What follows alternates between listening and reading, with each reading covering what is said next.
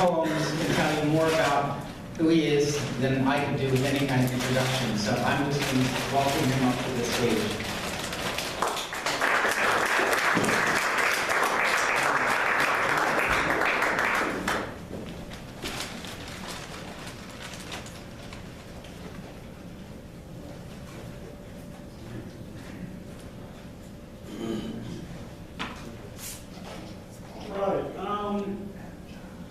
I'm pretty much just gonna, I don't have that many, so I'm just gonna go through the ones that I have in this book.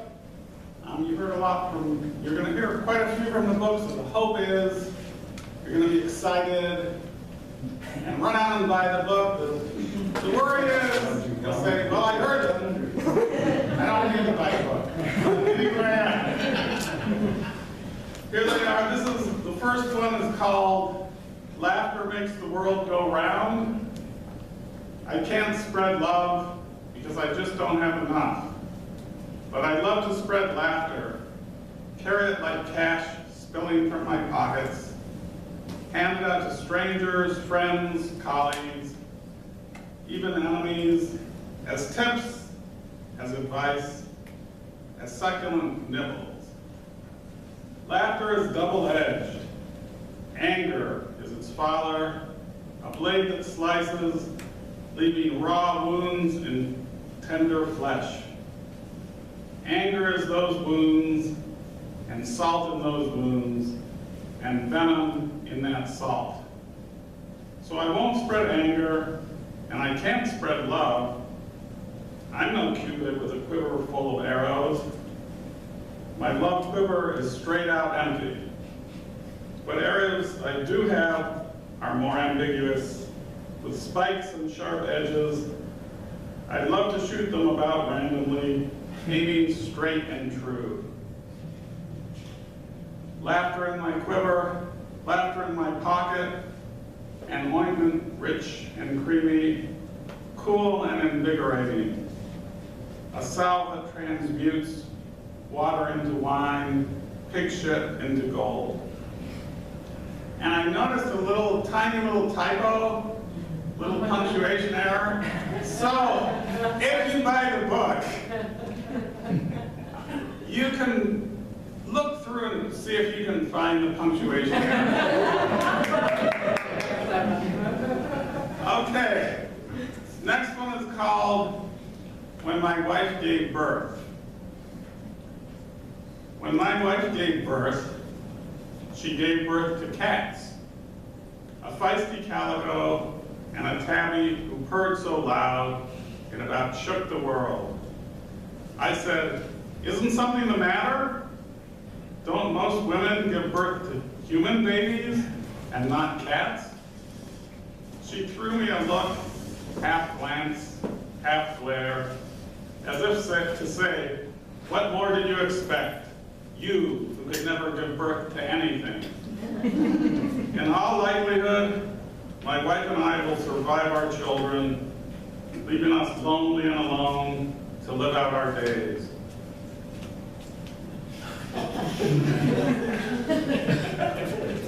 Okay.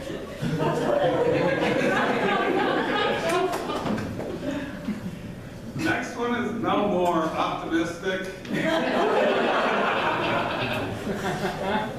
This one is called The Force Is Not With Me. I am the guy in a red shirt in every episode of Star Trek who dies in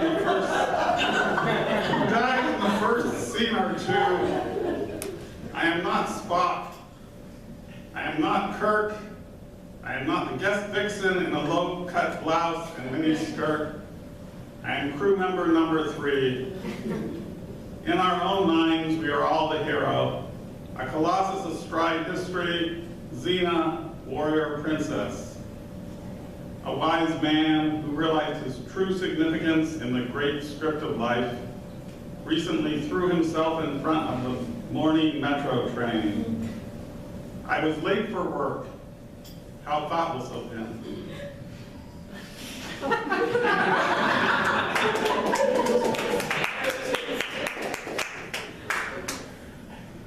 This is, of course, the classic original Star probably is not as good as some of the later, but in my mind it's the best because I saw it when I was a kid and that's how it works, right?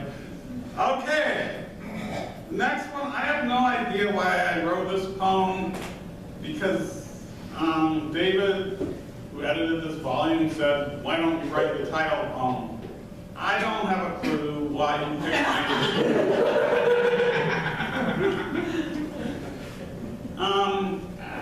I've never actually written a poem on assignment, like write this poem with this title. This is probably the only time it will ever happen.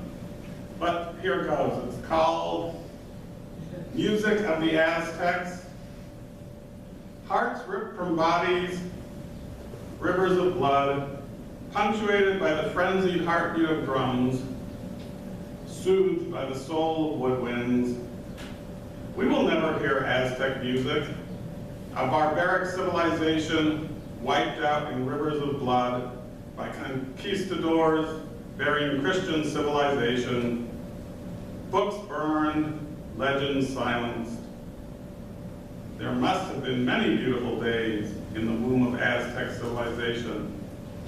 Lovers admiring sunrise, flutes snaky melodies, sun glinting off pyramids, a courier asleep in the noon heat.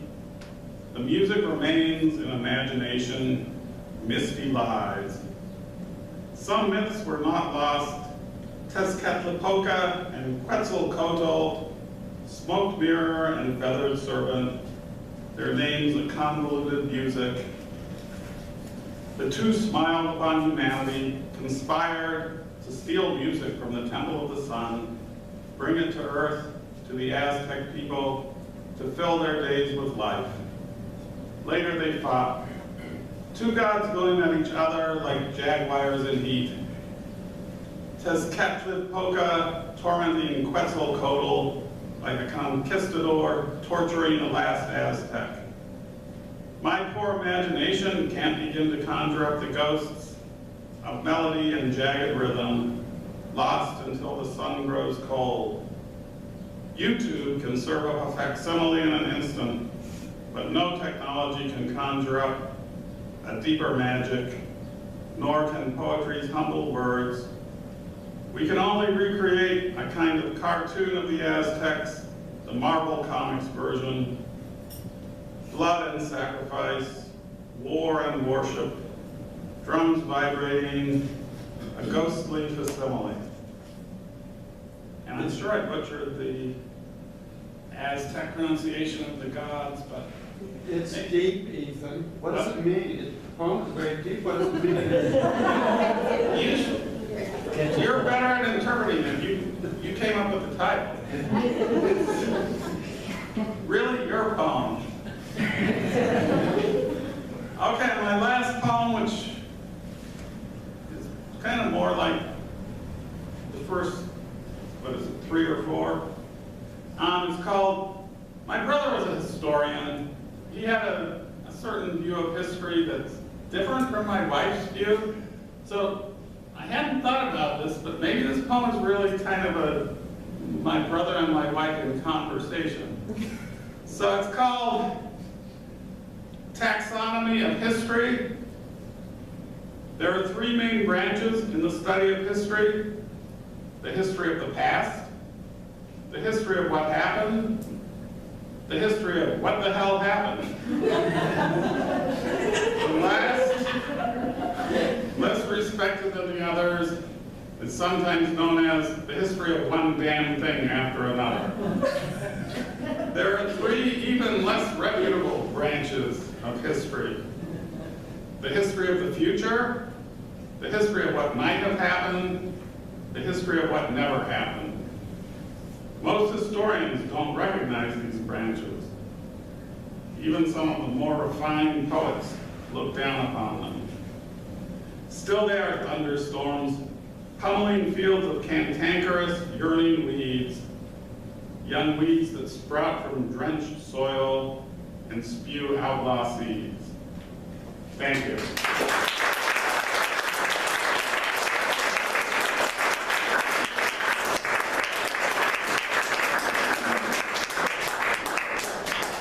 So in an early draft of Music of the Aztecs, we discovered that David Churchill's own poems were conspicuously absent.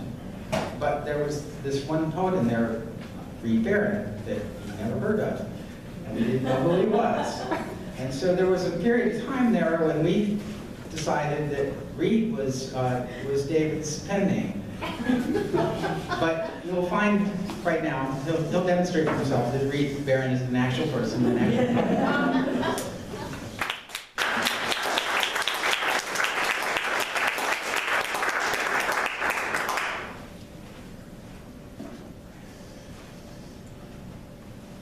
Well, I used to think that I was the comic relief in the group, but now I see Ethan is really much funnier. And I'm not David either. So I was the... You're better looking. Oh, thank you. I was the editor and publisher of Galleries Magazine for 37 years, an art gallery guide for this area. And in addition to writing poetry, I do write some prose. I have two things on Amazon Kindle. One's called Witch's Coffee. It's about Brazil. It's a novella. And the other is a basketball novel about poetry called Shoot the Breeze. So if anybody's interested, those are long. Okay. So, in 2005, my dad passed away, and I was very fond of him. So shortly before that, I wrote this, if I can find it. Yeah, it's called Between Me, the Sea, and My Old Man. Here I sit between South Florida's hell-bent civilization and out by the Pompano Light, the deepest blue, wondrous sea, all that we need, clean creation of the clear, compassionate mind when we get it right, any tree in the garden, good picture to see. Creole kite surfers gone now from the ink night, they tossed fantastic before. Now the Pompano light winks. I think of something to do or say for my dying old dad.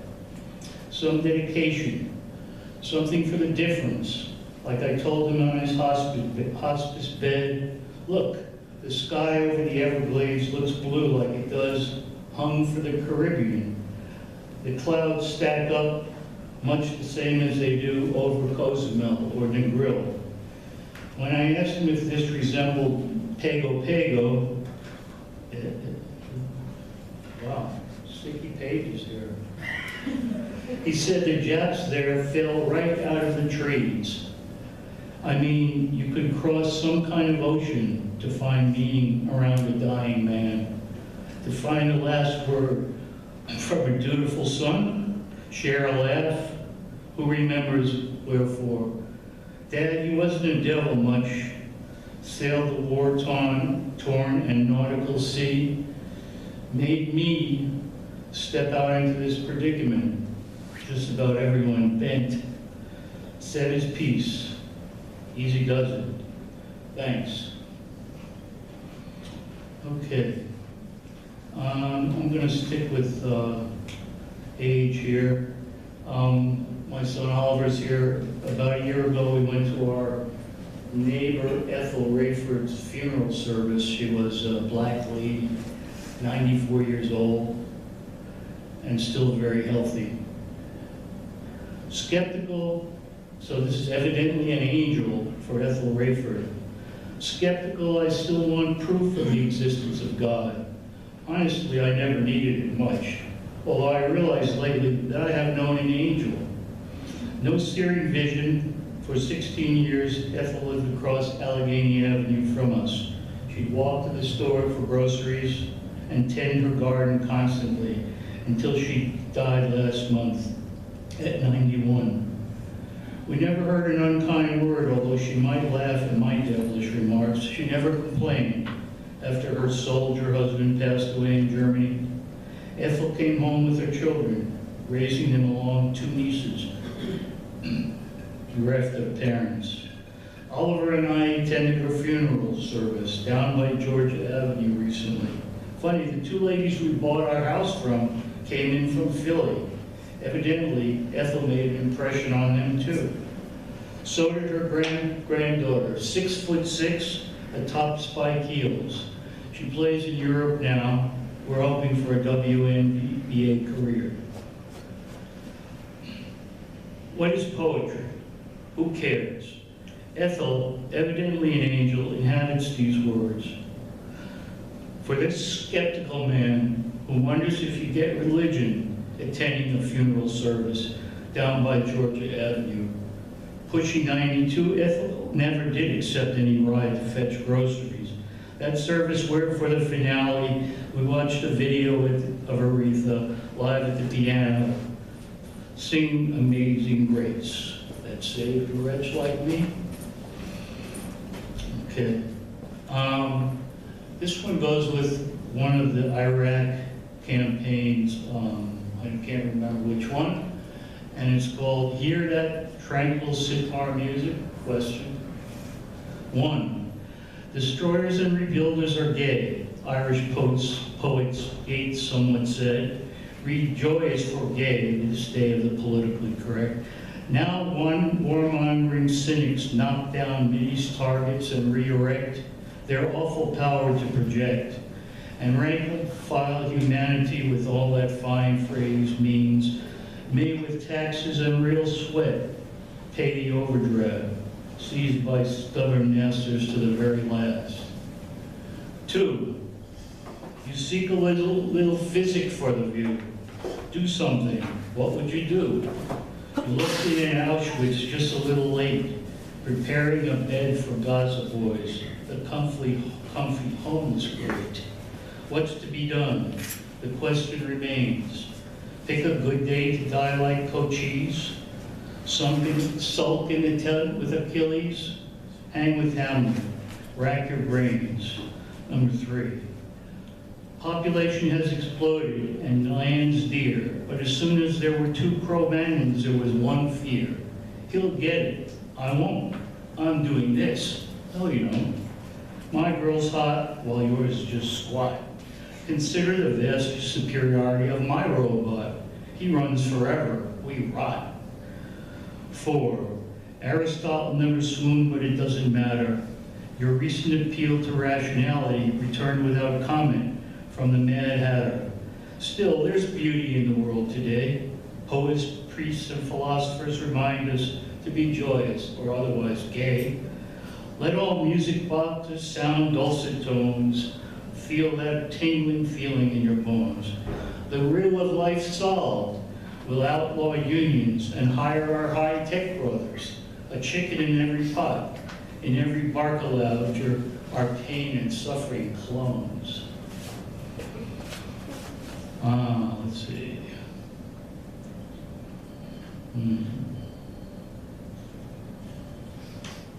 Well, I think I'm going to cut to the one that's not. Oh, I'll read one more here. This is called Dog Lake Satori, and it's Dog Lake is at Yosemite, and this was occasioned by walking up to Dog Lake with my son. Yosemite, 7/13/12.